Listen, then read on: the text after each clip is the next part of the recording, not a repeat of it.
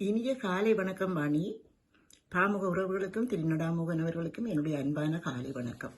பாமுக பொறிச்சல் இன்று மாய் மாய் என்னுடைய பொறிச்சல் இன்று மாய் 891 மாய்.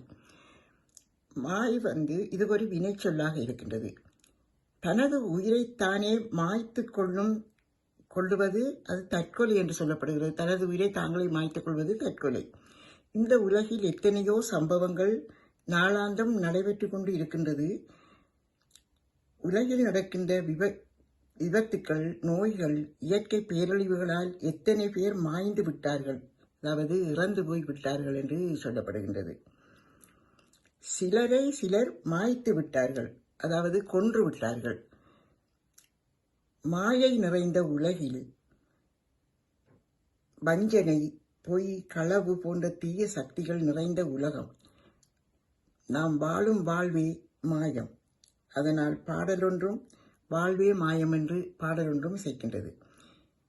இந்த வாழ்வே மாயம்.